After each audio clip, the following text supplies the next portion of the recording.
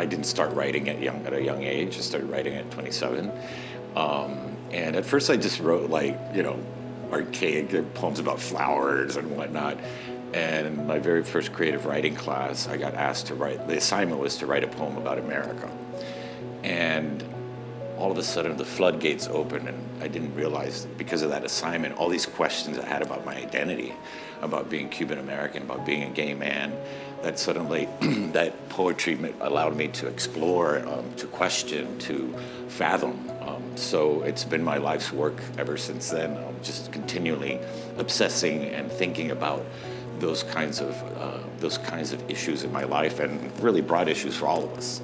One of my favorite poems that's still with me to this day, and I still read at least once a month, is When Art by Elizabeth Bishop. And it begins with, the art of losing isn't hard to master. Practice losing something every day. And it's all about loss, and it just speaks to me in a really complex but yet very simple way. Elizabeth Bishop is a New Englander, has nothing to do with my identity as a Cuban or whatnot, but she was effectively orphaned at 4 years old. Her father had passed away and her mother was institutionalized. So I see in her work always this quest to find home, this almost she's been in exile too in a way.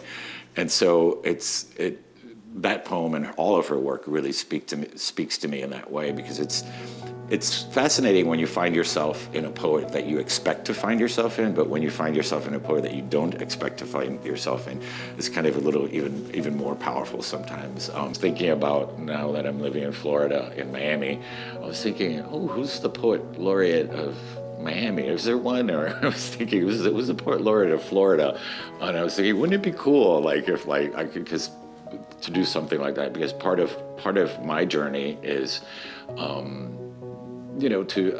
grew up without books in my house. I had very little access to the humanities, especially poetry, very little access to art, and I love this position because it's so public.